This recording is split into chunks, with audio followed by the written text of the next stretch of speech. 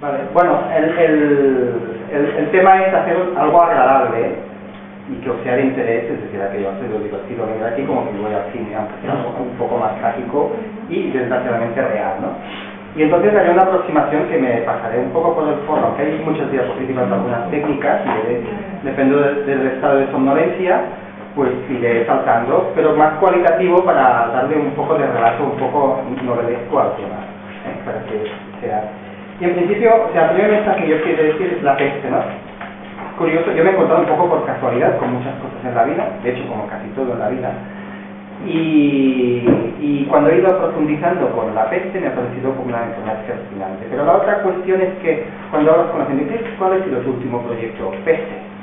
¿Eso? ¿Que es un viaje en el tiempo? ¿Siglo XIV? No, existe la peste. No solo eso, la peste actualmente existe y existe en Cataluña.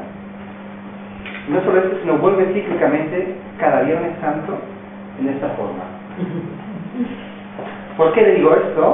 Digo esto porque esto es una reminiscencia de la peste, que esta es la danza de la muerte en el pueblo de Verges, en el Ala Empordà.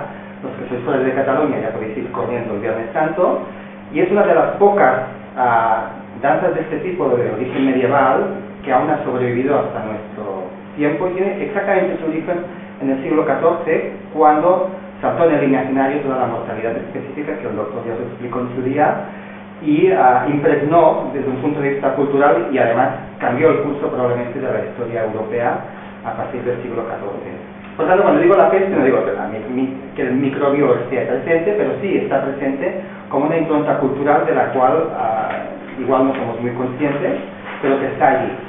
Y ahí es donde quiero un poco explayarme un poco, hacer lo que a mí me gusta mucho, es ligar entre lo que es la microbiología más básica hasta lo que es las expresiones culturales de las enfermedades y cómo han modulado nuestra historia y hasta nuestro imaginario. No cabe decir lo que representa peste viendo esta imagen, y de hecho en el lenguaje pues peste es una peste, pesticida, y ahora podemos hablar de conocidos que no vamos a nombrar porque me están grabando. Cuando yo digo que es una peste o una peste es algo que hay que evitar, hay que huir, es algo... para el lenguaje también es una herencia de esa época. Incluso viendo el origen de la palabra peste, tiene también su qué. Entonces, más o menos, yo le diría que, aunque queda muy guay decir una aproximación antropológica, pero bueno, más o menos es esto, ¿no? Que es el estudio de las enfermedades infecciosas en su marco amplio de interacción con las variables socioculturales, biológicas y ecológicas que definen tanto su epidemiología, lo que es más importante, la respuesta sanitaria e incluso su presentación clínica. Y eso es muy característico. Yo que he tenido, no sé si la suerte o la desgracia de ver muchos escenarios bastante patéticos, ver el mismo virus o el mismo bacteria como en un lugar parece que sea otra cosa. Y es exactamente la secuencia, que ahora nos encanta hacer secuencias de DNA, y ves que es el mismo virus aquí o allá, pero en un lugar u otro parece que sea una cosa totalmente diferente. Y esto se explica por esta interacción de todos estos tipos de factores, que es lo que hace que la presentación, o que casi a veces estemos hablando de enfermedades diferentes y que tienen una consecuencia práctica, es decir, un sistema o una metodología de prevención o control de una enfermedad puede funcionar en un contexto, en otro contexto puede ser hasta contraproducente. En cambio, en el laboratorio, en el ensayo clínico, las achicirúrgicas. Cuando hablamos de contexto, bueno, me refiero tanto a aspectos culturales, percepción, ecológicos, qué roedores hay, qué clima, qué orografía, qué geografía, geográfico, histórico, es decir, la percepción histórica que tenemos de una enfermedad o de algo que ha ocurrido, y a veces actitudes frente a esa enfermedad no se entienden si no se hace un background histórico. Yo os pondré ejemplos que no tienen nada que ver con la peste. O sea, por ejemplo, había un programa de salud materna en Níger y era un fracaso. No venía ninguna mujer a parir en el centro. Porque históricamente uno se daba cuenta de que los centros de salud eran centros de control y de potencia colonial y aún tenían ese tipo de percepción, por lo cual las mujeres y los hombres rehuían los tuaregs a ir a los centros de salud a parir en el lugar. Pero es una percepción cultural que tenía un origen histórico. Es un ejemplo para que veáis que eso existe, que no me invento, o sea, además es que me encuentro de bruces cada 2 por 3 con estas cosas.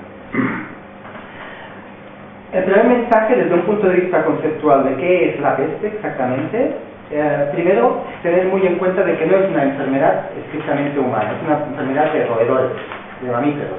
Ahora nos viene la idea de la rata, pero si yo os digo que hay como unas 20-25 especies de roedores diferentes que pueden ser afectados por la peste, pero además de ellos, el hombre accidentalmente, pero otros mamíferos también accidentalmente, no el hombre solo es el único, pero es como el que nos afecta y por tanto cuando hay un caso de peste pues todos nos damos cuenta, pero también hay tigres, leones, panteras, todo tipo de mamíferos pueden accidentalmente, pero es un callejón sin salida, y el Yersinia pestis es accidental, no le interesa. Donde vive mejor es en ciertos tipos de roedores específicos. Y aquí tenemos a nuestro sujeto. Esta foto es mía, o sea, yo he visto a Yersinia pestis. ¿Alguien ha visto un cultivo de Escherichia coli en una placa de McConkey? O de Enterobacter incluso.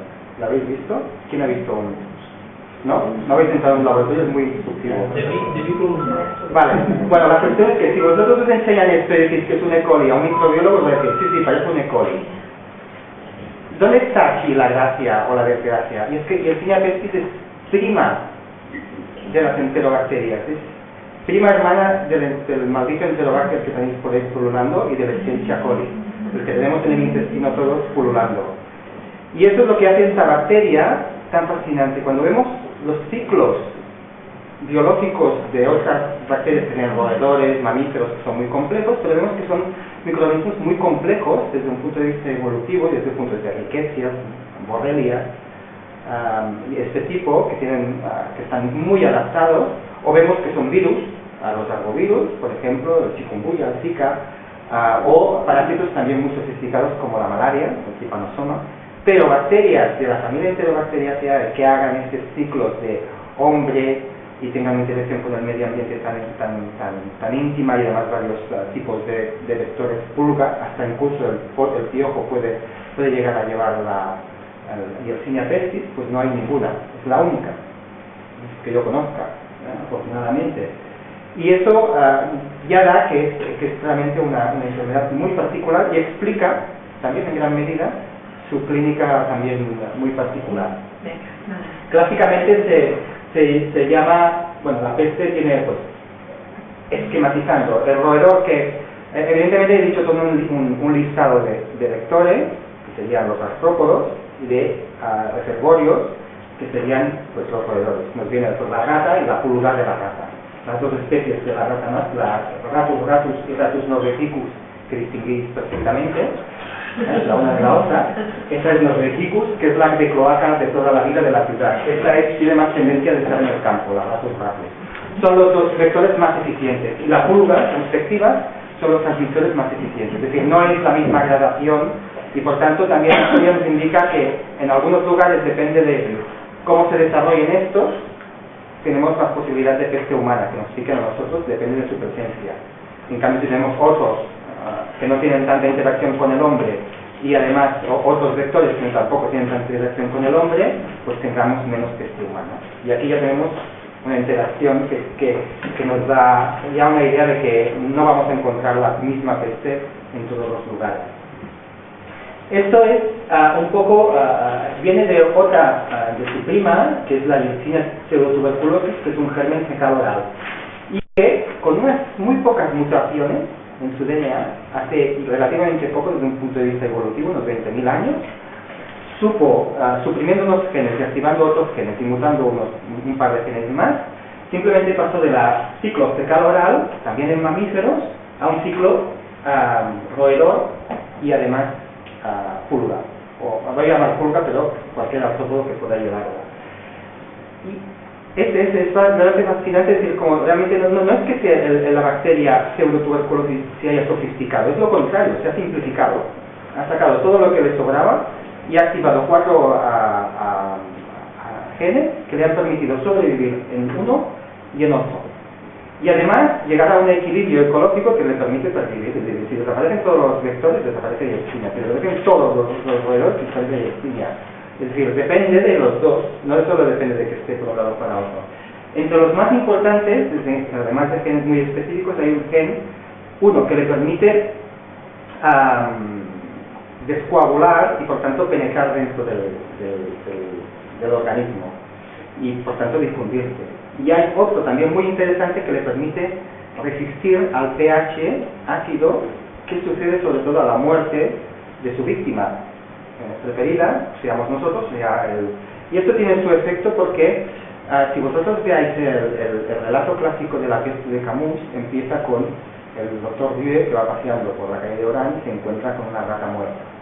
Y ahí empiezan. Y de hecho, el clásico relato del inicio de una epidemia de peste es que primero ves ratas muertas por todos lados.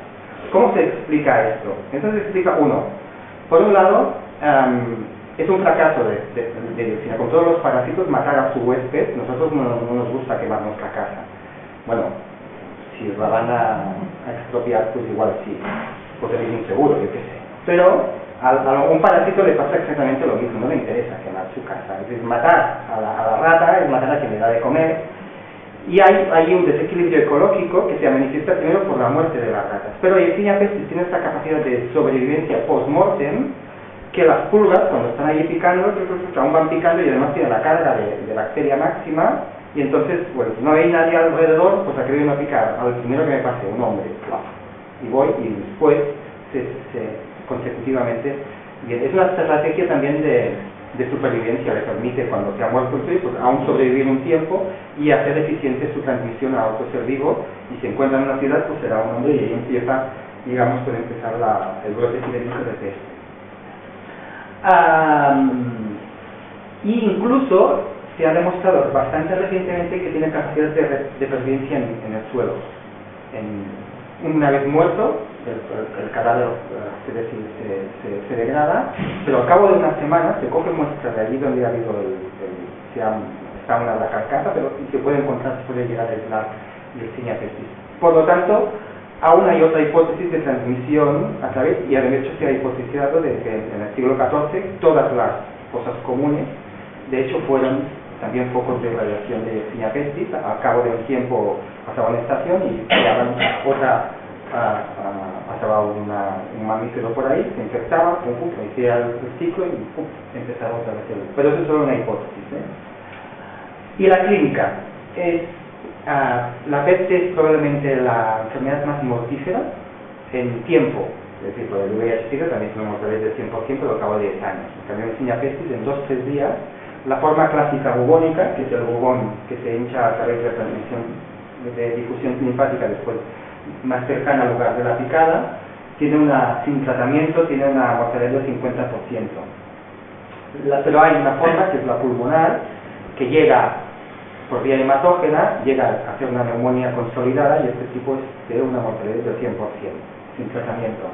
Y la forma, digamos, que le dio el nombre de peste negra fue cuando las formas, cuando evolucionan, se les deja evolucionar, provoca una coagulación intravascular diseminada con todas las manchas negras, y le dio este nombre de peste negra.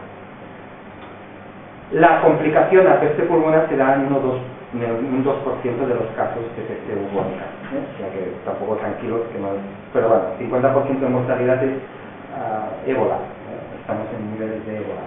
El diagnóstico, bueno, no iré por aquí porque hacemos el tratamiento de elección es streptomicina, y cuando yo estaba pensando qué link puedo encontrar yo entre la Guttmann, que se dedican a las enfermedades neurológicas y lesiones medulares, lo único que sé que he encontrado es que la streptomicina, si la das en las nalgas, igual le das al nervio ciático y te quedas como... por todo, y eso de la sordera, evidentemente los efectos secundarios de la streptomicina.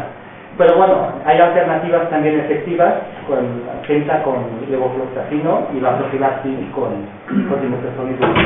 Esta es la cápsula que se llama de Hartmann, que es un sistema para matar a la rata y a la pulga, pero diferidamente.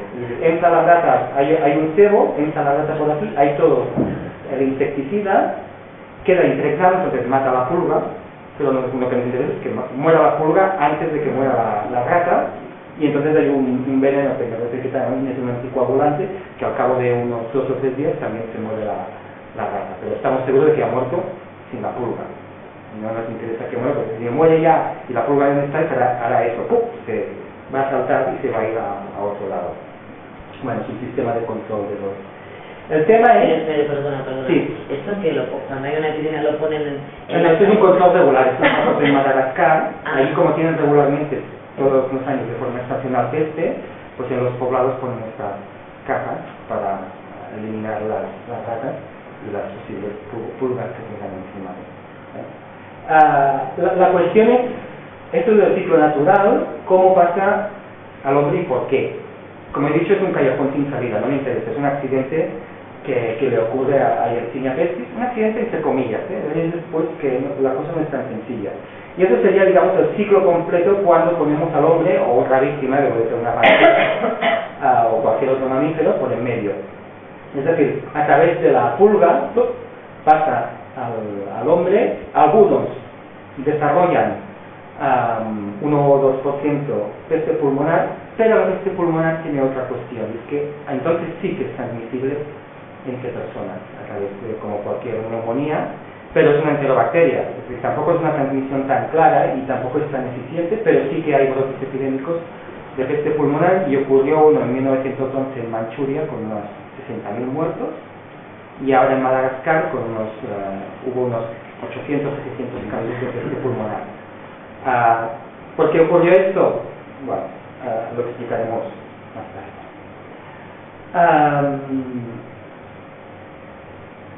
La cuestión es, vamos a ver, y ahora haremos un back. Vamos a ir al pasado para después volver al presente para entender cómo funciona el sinapsis. Históricamente ha habido 3 grandes olas, igual anteriormente en los neandertales y cromañones también tuvieron, pero eso no lo sabemos. Pero históricamente ha habido 3 grandes olas de Yersinia pestis. Una es la epidemia que se llama Justiniana del siglo VI. Otra es la famosa peste negra del siglo XIV, que es la que nosotros conocemos más claramente. Estas son las diferentes olas de los diferentes años que llegó a afectar hasta Islandia, la peste negra. Y la última, que es la del siglo XIX, la última ola. ¿Cuál es la característica común de las 3 olas? Las 3 olas, es decir, es que ha habido una interacción entre hombre y vector versus a su huésped. Casi todas tienen, estas son las 3 olas. La 1 sería el origen de la Justiniana, la 2 el origen de la peste negra, y la 3 la del siglo XIX. De hecho, ahora conceptualmente aún estamos en la ola del siglo XIX. Entonces, ¿cómo se comporta? Entonces, simplemente desde sus lugares de origen de las cepas, que son las 3 cepas de Yersinia, que se pueden trazar perfectamente según los lugares donde aún están responsables de las 3 olas, hay unos cuantos años en que va evolucionando poco a poco y se va extendiendo por tierra, hasta que llega a un lugar donde hay un puerto, y en los puertos suele haber barcos. Entonces ahí es donde cuando es exactamente lo que pasó, exactamente los tres escenarios pasó exactamente el mismo. En las 2 primeras olas, el escenario privilegiado fue cuando llegó a las costas mediterráneas y se expandió por toda la cuenca mediterránea. Esto fue la Justiniana. En el siglo XIV había más comunicaciones, y no solo se quedó en los puertos y las zonas más costeras, sino que penetró por Europa hasta Islandia y hasta los países escandinavos. Y en el siglo XIX, pues ya había los barcos de vapor, y entonces se extendió por todo el mundo, absolutamente todos los continentes. Hasta ahora solo se había descrito, o se sabía que existía en algún rincón de África, sobre todo las zonas endémicas del extremo oriente, y después pues escombros que hubieran quedado como restos de las otras olas en Europa. Pero a partir del siglo XIX es cuando se introdujo en Madagascar, se introdujo en América del Sur, se introdujo en Estados Unidos. Y de hecho, hoy en día aún hay, si no me he equivocado, estas son las zonas donde la peste existe. Esto es actual. Desde un punto de vista numérico, ¿de qué estamos hablando? Estamos hablando aproximadamente de unos 4.000, 5.000 casos al año declarados de peste humana, de los cuales el 80% se manifiestan en 2 zonas muy específicas, en el Congo y en una zona muy reducida que se llama Ituri, y en Madagascar. En el resto son casi casos accidentales de personas, como igual que hoy por un me pica una garrapata y lleva una borreliosis, pues también hay gente que le da, por ejemplo, se escriben una docena de casos en Estados Unidos cada año, y en China, aunque hay varias zonas, también se describe, pero solo hay una zona donde hay transmisión entre selvática y el hombre. Por tanto, si nosotros queremos aprender un poco de Yersinia pestis, lo interesante es lo que hacen los antropólogos. Ver a ver qué pasa en un escenario y qué pasa en otro escenario. Y entonces ver las diferencias y a través de las diferencias sacar las lecciones de cuál es su comportamiento y cuáles son las medidas de control y prevención. En resumen, como habéis visto, también desde un punto de vista histórico, la peste nos ha dejado, gracias a estas tres olas, pero sobre todo la del siglo XIV, un background cultural muy interesante. Una es la danza de la muerte en Verges, después en pintura medieval pues hay muchas pinturas que suscitan o que hacen memoria de esta epidemia. Desde un punto de vista cinematográfico, toda esta iconografía de la muerte surge también de la experiencia traumática de la peste en el siglo XIV. Este es el séptimo texto de Bergman, exactamente. Más pinturas. Otros restos, por ejemplo, muy curiosos, es los médicos en Italia utilizaban estas máscaras porque para evitar que su nariz, porque pensaban que se transmitía por ahí, ponían las hierbas también en estas narices, y esto ha perdido hasta nuestros días en el carnaval de Venecia. Estas máscaras típicas son de hecho originarias de la época de la peste. E incluso, esto es una foto común, es una foto reciente en Santa María del Pi, en Barcelona, que se han realizado unas excavaciones y encontraron esta fosa común que era del siglo XIV, de la época de la peste, que eran atestados, que pudieron todos allí puestos de cualquier forma. Ya hay restos esparcidos por todo el continente. Desde un punto de vista literario, bueno, Camus de la peste, que ya lo conocemos, lo que pasa es que él utilizó como subterfugio para exponer su filosofía tan alegre del existencialismo, muy optimista mitad, según en qué estado vital estéis no lo leáis, pero sobre todo hay el de Camerón de Boccaccio, que él sí que es una persona que vivía en el siglo XIV en Florencia o en Venecia, bueno, en una ciudad italiana, Florencia, pues Boccaccio sí que vivió la peste en primera persona y hizo una descripción literaria y además muy interesante porque, y este es otro aspecto interesante, describió la reacción social a la peste.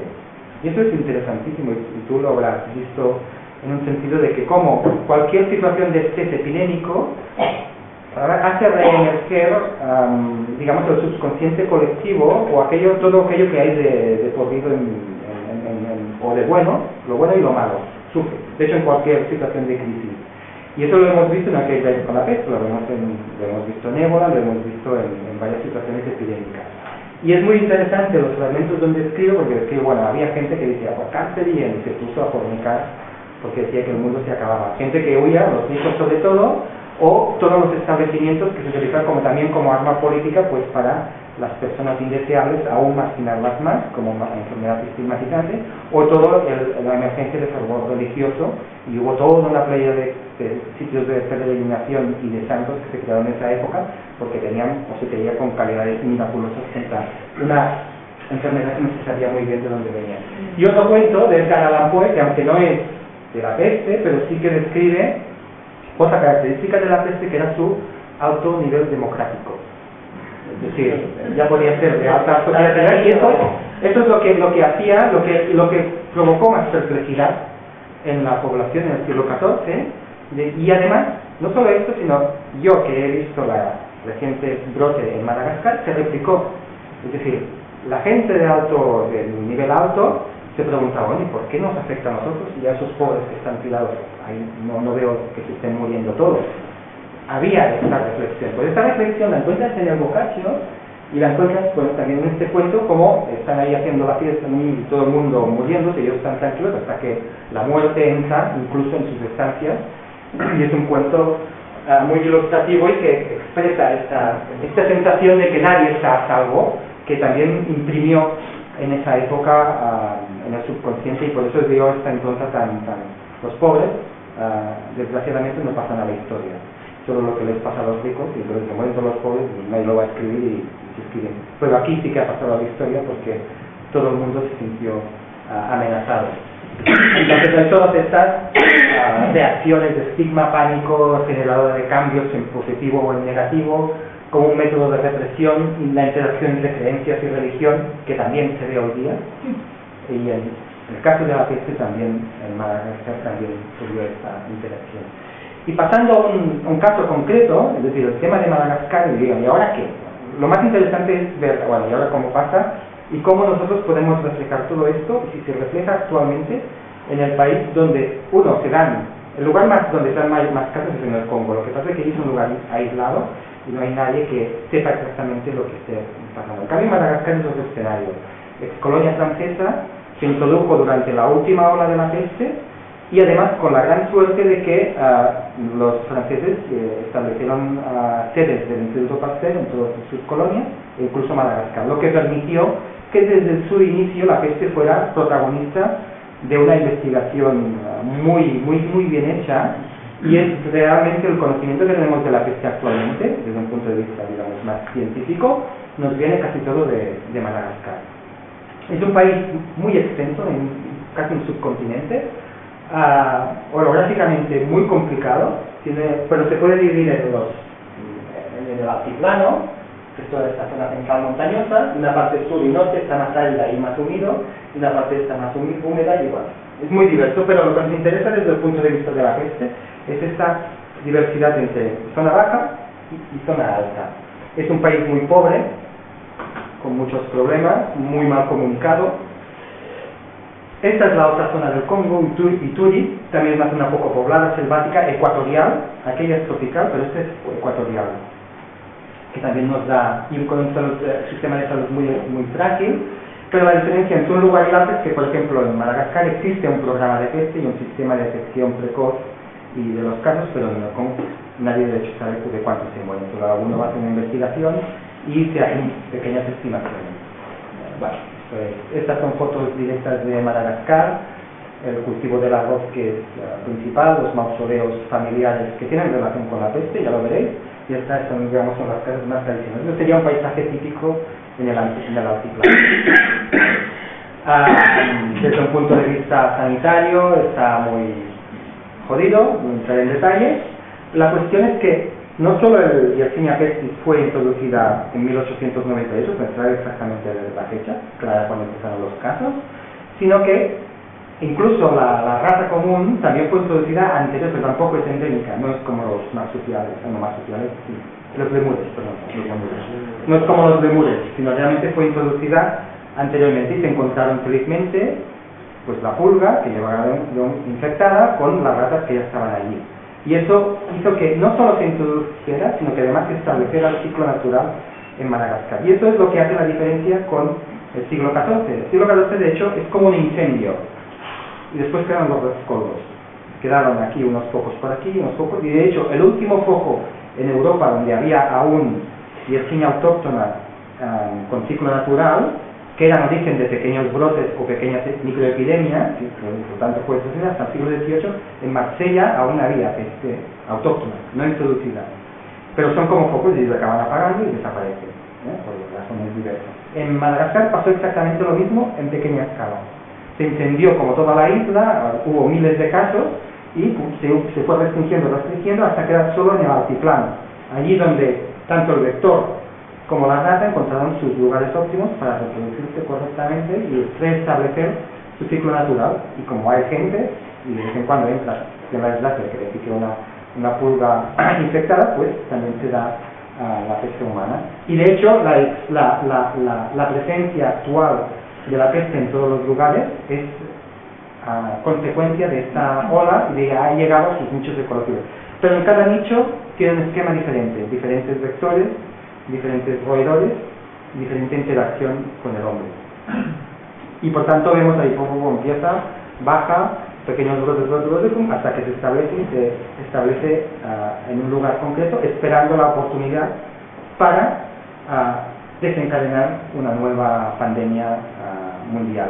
En cierta manera, funciona Yersinia pestis como una especie de supraorganismo que utiliza la geografía, los hombres, y todo para la interacción, no como si fuera solo la bacteria, sino un supraorganismo que utiliza bacterias aviones para ir extendiendo sus tentáculos, así que puede por por todo el mundo. Y por ejemplo, pues en Madagascar, estas son las zonas específicamente endémicas donde se da la peste actualmente, unos 300, 500, 700 casos al año, a veces un poco más. Aunque este año, el 2022, se disparó porque hubo un brote específico que llegó a la ciudad de la capital.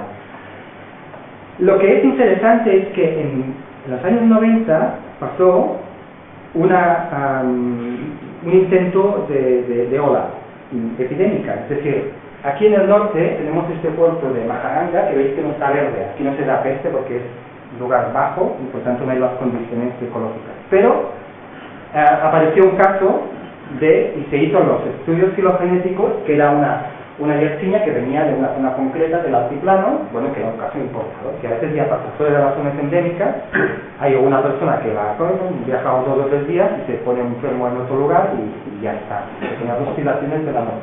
Lo que pasó aquí, pero es que durante todos los años 90, entonces empezaron a aparecer casos regularmente autóctonos originados en Mahajanga hasta que se extinguió. Y aquella es el segundo puesto más importante de Madagascar después de este. Quiere decir que la peste fue capaz de emigrar, establecerse un cierto tiempo y estaba esperando a ver si había un barco donde, venga. No llegó a hacerlo, también porque hay sistemas de vigilancia mucho más robustos en el siglo XIV o hace 150 años, pero que ya nos indica, fue como una pequeña atisbo de cuál es la tendencia a comportarse. O sea, cuando tenga oportunidad volverá a expandirse y cuando los sistemas de vigilancia epidemiológica pues estén frágiles con una crisis mundial, pues tendremos de nuevo y probablemente, pues no, seguro que Madagascar nos muestra que es el lugar que si hay una nueva ola de peste mundial, el origen probablemente será el más adecuado que tiene las características en Madagascar. Otra cuestión en Madagascar que es totalmente diferente a la zona ecuatorial del Congo. El Congo es estable, ecuatorial, todo el año llueve y calor del mismo. Aquí no, aquí hay una época seca y una época húmeda que también coinciden con bajas temperaturas o altas temperaturas. Y precisamente el ciclo de la peste, solo se observa peste entre los meses de octubre y abril. Fuera de esta época desaparece, literalmente. No es que desaparezca Yersinia, pero desaparece. La peste humana desaparece. ¿Por qué pasa esto? Y aquí volvemos a ver otra vez la sutilidad de esta interacción entre hombre, rata y pulga. La pulga, la más deficiente, necesita precisamente unas condiciones de humedad y temperatura que se dan en la época entre octubre y abril, y se reproduce con más frecuencia. ¿Cuándo coincide esto? Eso coincide cuando la época del arroz se ha acabado y las ratas que iban pululando por los campos comiendo, ¿dónde están los graneros? Y entonces empiezan a pulular más en los poblados.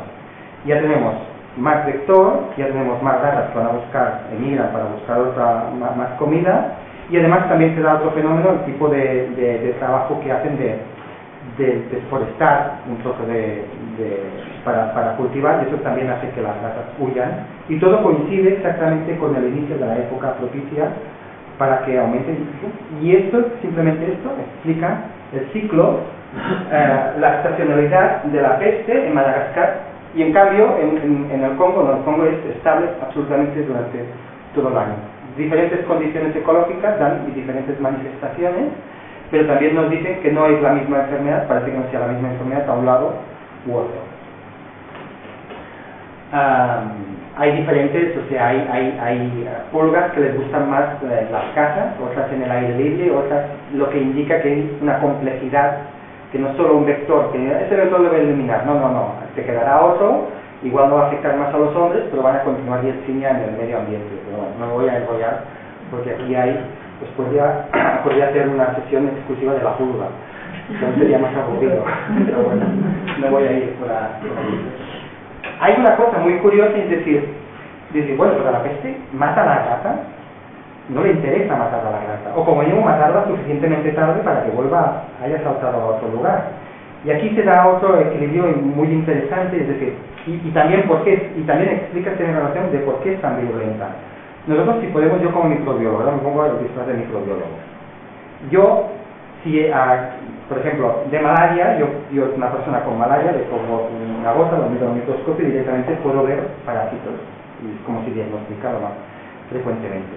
Con una enterobacteria, si yo cojo una gota a una persona con sepsis y le pongo y veo no voy a ver nunca una bacteria ahí.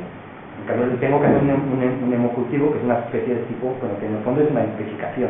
Lo que hacemos con el DNA, pero lo hacemos en un hemocultivo. ¿Qué quiere decir esto? Que una bacteria, si tú la llegas, yo solo sé de un caso que se llegó a ver directamente en fresco, y que fue un caso fulminante de meningitis meningocócica, que murió en pocas horas, que tenía una sepsis bestial. Pero claro, Yersinia pestis, como un buen E. coli, como una bacteria, si tú la tienes de una cierta carga, te provoca un shock séptico que te quedas fulminado. Pero a la vez, lo mismo que malaria necesita una carga de parásitos para que venga el mosquito y encuentre una gota o un parásito por casualidad y se lo lleve, la pulga también lo necesita. Que haya una mínima posibilidad que le permita sobrevivir y transmitirse. Y eso es una habilidad que tiene Yersinia, que es de reproducirse de forma exagerada y masiva. De manera que eso explica su patogenicidad, por eso es tan letal. Por eso cuando nos entra y nosotros no estamos adaptados a ella, pues ella que hace reproducirse porque ella inconscientemente, si alguna conciencia tiene, espera que venga una pulga y se lo chupe y se lleva la bacteria a otro lado. Pero nosotros lo que nos hace es matarnos antes y por tanto es lo que le hace esta elevada letalidad. Esto tiene relación con también la estructura, necesitan ratas. Pero ¿qué hacen las ratas? Si son muy resistentes no nos interesa, pues entonces habrá poco Yersinia. Si son muy susceptibles se van a morir. Tampoco interesa, porque interesa tener un cierto tiempo, hay que ver un equilibrio. Y entonces las ratas que circulan por Madagascar, hay algunas que son más susceptibles, el equilibrio depende de una mezcla muy sutil entre ratas muy resistentes, que permitan crear nuevas ratas que tanto sean resistentes como susceptibles para que no desaparezca la rata, y ratas suficientemente susceptibles para que puedan realmente hacer picadas que sean efectivas. Para que veáis un poco, o sea, la complejidad de la complejidad que llega. Y además, diferentes poblaciones de ratas según que valle, y hay comunicaciones entre una rata, y a veces se dan que se extingue la rata de un valle porque eran todas demasiado susceptibles, pero se repoblan del valle siguiente, que eran más resistentes, y vuelve a descubrir. Y se comporta de esta forma. La epidemiología de la Yersinia pestis es extraordinariamente compleja. Ya he dicho un poco cómo es la interacción y el ejemplo concreto de lo que pasa en Madagascar. En la zona del Congo también es muy interesante, porque también tiene mucha relación, por ejemplo, con las actividades mineras. Y allí es donde se dan brotes, la mayor parte de brotes de peste pulmonar se dan allí. ¿Por qué? Porque se encuentra mucha gente junta en un espacio muy reducido, y cuando hay un caso de peste pulmonar tiene más posibilidades y que son extraordinariamente letales. Interacción ecológica y después la interacción con aspectos sociales y culturales. Ya he hablado de lo que ha pasado en Europa y de lo cual nosotros somos aún herederos, pero en Madagascar, que es un país con una cultura muy, muy curiosa, tienen unas prácticas funerarias muy extendidas, que son lo que llaman las ceremonias de los retornos, pero es decir, hacen como dos entierros. Pues hacía abuela que murió, pues imaginaos que al cabo de 2 o 3 años la volvéis a sacar del panteón y hacéis una fiesta y la volvéis a enterrar. Es exactamente lo que hacen ellos. Es una fiesta porque es como reencontrarse con su ser querido y lo abrazan, bueno, es una cosa exuberante, y se entierran en el panteón familiar. Nosotros cada vez menos, cada vez en nichos más anónimos, pero aún hay familias que tienen nichos, las familias bien, como la mía, aún tenemos nuestro mausoleo, pero allí es sistemático, y de hecho el insulto mayor que puedes hacer a una persona de Madagascar, o su máxima ambición, es ser enterrado con sus familiares en el panteón, porque es la vía o acceso a la otra vida. Pero el máximo castigo que puedes hacer a una persona de Madagascar no es matarlo, es prohibirle enterrarlo en el panteón familiar. Pero ya os he dicho, Yersinia pestis pervive en tierra, y se han descrito brotes relacionados con estas ceremonias. Por tanto, cuando hubo el brote en Madagascar, igual que con ébola, se prohibió la manipulación del cuerpo, que aquí ya hubo problemas y se prohibió los entierros colectivos. Eso provocó unos follones muy importantes porque era una agresión directa al sistema de creencias y cultural. En Ébola pasó algo parecido, pero aquí es aún mucho más sofisticado. Y además, no solo esto, sino además prohíben de que los extraigan para hacer el segundo entierro, por el miedo de que aún Yersinia haya pervivido en el medio de los mausoleos. Un poco este es el análisis comparativo entre Madagascar y Turi. Y una cosa pues, importante es decir, aquí elevada mortalidad de más del 50%, aquí moderada relativamente pequeña. Afortunadamente Yersinia pestis responde exquisitamente al tratamiento antibiótico, y un tratamiento antibiótico precoz cura al 100%. Esto simplemente se explica, y es otro factor de interacción, por el sistema sanitario. Aquí está mejor organizado, aunque es penoso, pero también está muy sensibilizado a los casos de peste, y todos los centros de salud, por lo menos que tengan, tienen su kit en las zonas endémicas de tratamiento de peste. Aquí no. Aquí es mucho más desorganizado, y la diferencia de mortalidad simplemente se explica por acceso al sistema sanitario. Y eso también es otra vez lo que os decía, de que como los factores que no dependen de la bacteria explican que su manifestación sea diferente, una mortalidad 5 veces menor de un lado que para otro. Aquí más cosas. Esto es lo que explica un poco ya el ejemplo concreto del brote de peste pulmonar que hubo en Madagascar. ¿Qué pasó? Y esto es una lección general para todas las enfermedades de efecto transmisible, es que hubo una especie de tormenta perfecta, ¿no? Es decir, en Madagascar pues cada vez hay más movilidad relativa, y lo que pasó es que una persona que adquirió la peste en una zona endémica desarrolló forma pulmonar y hizo todo un recorrido que cruzó la capital y se fue hasta el puerto de Toamasina, que se encuentra en la costa Índico, en un taxi bus, que son esos taxis roñosos, donde pueden haber 14 personas, 40 personas juntas, imagínate. Aún así, solo infectó a 6 personas, que se sepa. Llegó muerto, una persona no sabían de qué era peste pulmonar, porque ese es el otro problema de la peste pulmonar, y es que no es específica. Cuando ven la peste bubónica típica, todo el mundo ahí lo reconoce. Cuando ven una vez puede ser una neumonía vulgar y corriente de otro germen. Y la persona que lo cuidó y lo dejó a medio camino, también se infectó, se fue a otra zona del país. Cuando hizo parada, otra persona que estaba en el taxibús bajó en la capital, y ese fue el caso índice que desencadenó en la capital, gracias pues también una forma pulmonar, porque fue transmitida, entonces es lo que se llama la forma pulmonar secundaria. Aquí empezó un brote de peste pulmonar que tenía varios problemas. Primero, que el diagnóstico, no había herramientas de diagnóstico y ni tan solo clínicamente era específico, y además estamos en un contexto que necesitamos un tratamiento precoz, porque esto es lo que le va a salvar. Por tanto, ¿qué se hizo? Esto es para un poco la idea de Antananarivo, o sea, un caldo de cultivo perfecto para la transmisión interpersonal. Esta es la curva epidémica, duró 4 o 5 semanas, no más, afortunadamente. Estos son los casos por la región. ¿Qué pasó? Esto es la capital. Y todos estos casos, aquí nunca, hacía desde finales del siglo XIX que no se veían casos en estas regiones. La reacción de pánico. La gente se huyó literalmente y empezaron a identificarse casos aislados, en zonas donde no se veía nunca, que aún puso más problemas, porque los profesionales sanitarios en la zona endémica están muy sensibilizados y preparados, pero en las zonas periféricas no se esperaban aparecer o ver casos de peste. Y eso complicó mucho, y de hecho es afortunadamente hasta aquí pues había el mar, y ya no cruzaron, y además está muy lejos para ir ni que sea con patera, por tanto no se lo puede. Imaginaros que esto ocurre en el contexto de un continente y con buenas comunicaciones, que es exactamente el esquema que pasó con el ébola. Esto es como una especie, aunque no es lo mismo evidentemente, pero esto es un ébola, pero es una isla, lo cual permite, como dice la palabra, que el brote se aísle. Y además se dio en varios escenarios, sobre todo en la capital, en Toamasina, que es el primer puerto más importante, que es donde fue a parar el caso índice. y después en zonas rurales donde aparecieron pues todas personas aisladas. Y en cada uno de los tres escenarios se tuvo que hacer una respuesta diferente.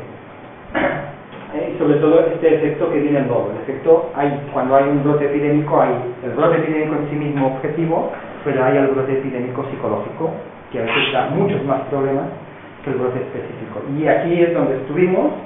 El gran problema, bueno, estos son un poco las cifras, unos 2.000 casos. Cuando se hace un brote epidémico, se divide entre casos probables, sospechosos, probables y confirmados. Hay diferentes criterios, eso es el total entre probables, sospechosos y confirmados. Confirmados hubo unos 700, 800, sospechosos unos 500 más y probables algunos más. Pero lo que es interesante, sobre todo, bueno, esta es la curva epidemiológica, un poco más, es esta. Fijaos, para que veáis lo que os decía. Aquí que os llama la atención.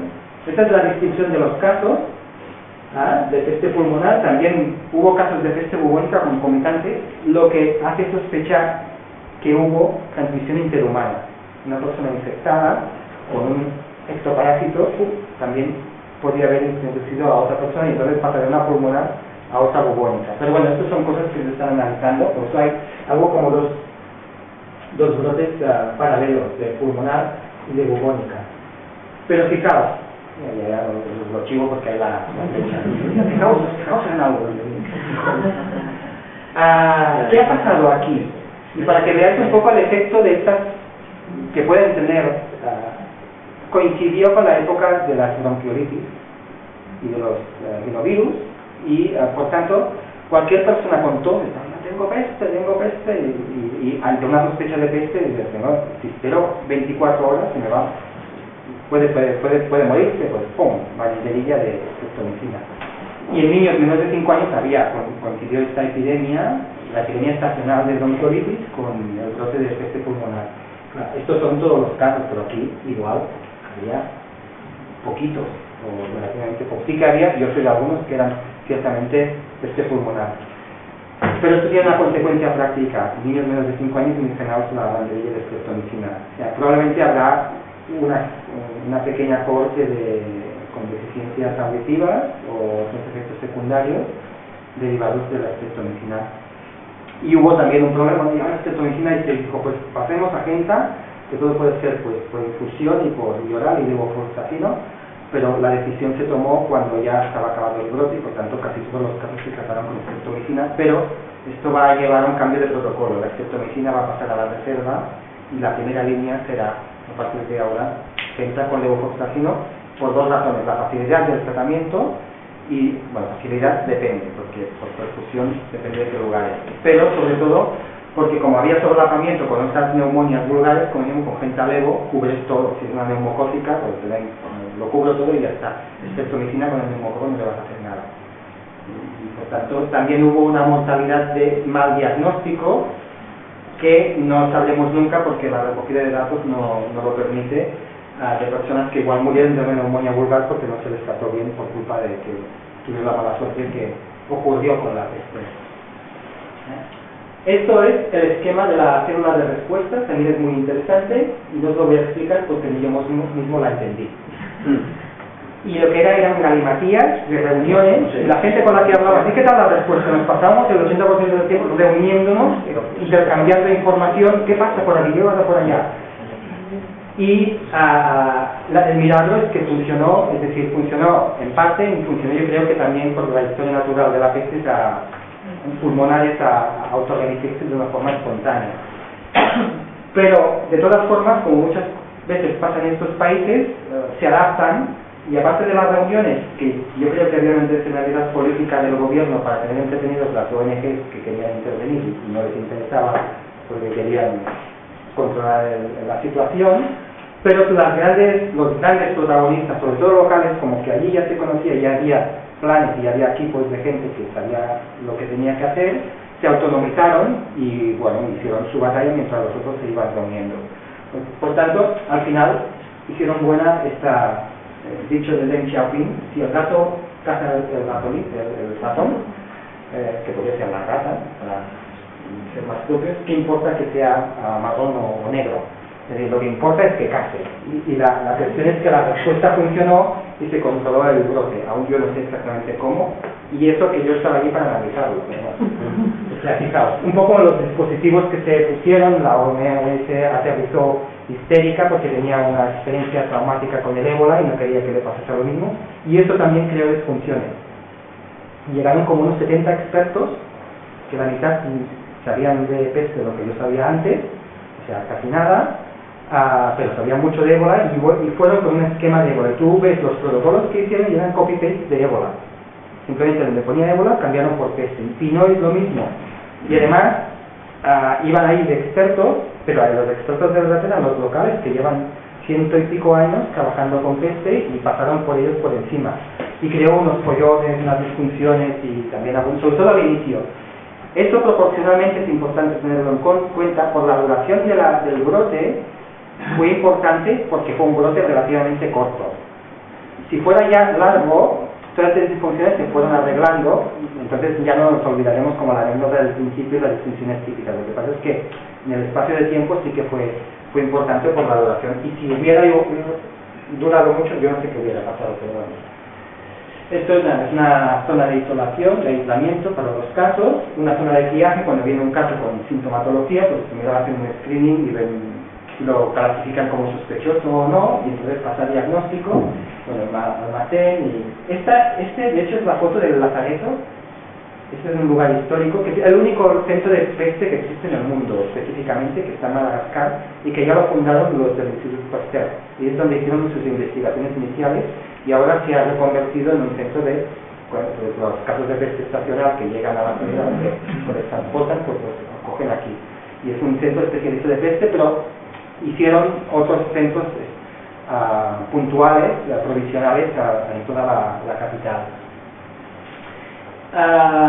Bueno, aspectos sociales y culturales que ya he comentado, etcétera, etcétera, y finalmente pues este es un remut que no es huésped de Yersinia, afortunadamente, y que son muy bonitos, también es un mamífero, y ellos estaban ahí inmunes a todo el cotarro que pasaba. Y este de hecho está fotografiado muy cerca de la capital. Más o menos esto es un poco, no diría todo, pero puntualísimo. Muy bien. ¿Estuviste en el brote de ébola? Estuve, sí, pero estuve al final del brote para hacer un estudio del impacto del ébola en los servicios de salud. Como que afectó todos los centros de salud, y de hecho centros de irradiación. Lo que pasó es que las mujeres dejaron de utilizarlos para, por ejemplo, la consultación prenatal o para hacer los partos institucionalizados o las campañas de vacunación. Entonces lo que se puede analizar es qué impacto tuvo la epidemia de ébola en la utilización de los servicios de salud.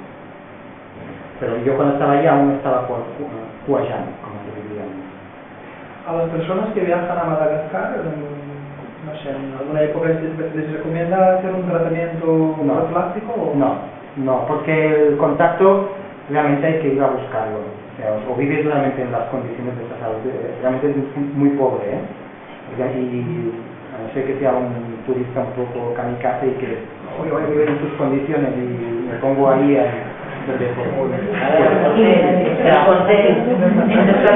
todo puede pasar.